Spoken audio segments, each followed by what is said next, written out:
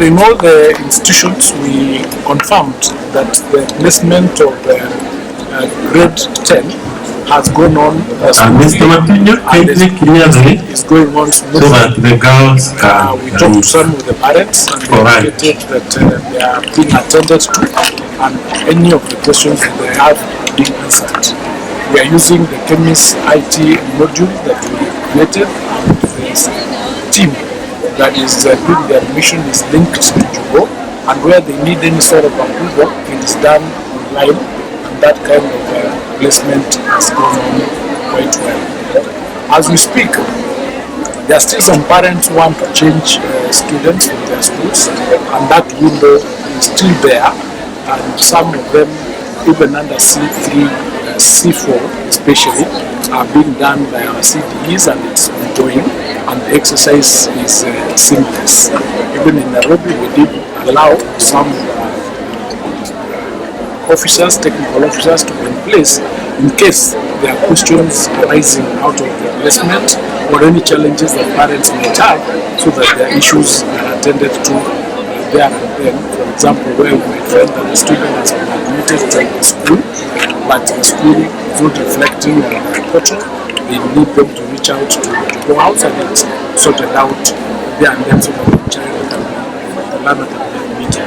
So what we've really done is to ensure that all our officers are on hand across the country to respond to any challenges that may arise in the admission process. So far, we haven't seen any major issues or major crises, and the admission will go on all the way to Friday, and even after that, we will be able to discuss and see what is the issue, a status report on Friday, and that status report will determine on whether we open another window for further admissions until each and every learner out of the 1.13 who did KJSA are actually admitted. Because this being the first time that we are doing this particular placement system, we anticipated that we would have these challenges, these teething problems, and so we are available to ensure that we navigate that space so that we do not disadvantage any student or any learner. So that is what we are actually doing as we speak in that space of placement. In Kamahua, which is the first time it's admitting students in the national school status. The first student who was admitted comes from Kilifi. Those of you who are interested can reach out and find out. She came very early, and she's the very first time, and she's coming all the way from Kilifi to Murang'a. Now, a national school is national. A national school is national, and there is a meaning of that word national. So we are sending a very strong warning to our leaders who are saying national schools should only admit students from the locality from where they come from.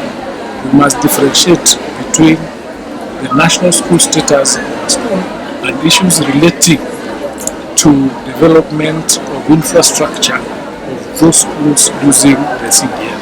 Some of the institutions we are talking about were not built by CDF. They've been there for a very, very long time. CDF just came the other year, a number of years ago. So let us differentiate that, because it could send the wrong signal. For instance, when this student came from Kilifi this morning to that school in Murang'a, if they feel like they are going into a different space, there could be fear. And even the students who are in place, if they think that the person who has come into their school is a foreigner, can bring a lot of friction in the school. So let us desist from making statements that might have very negative impact in our institutions.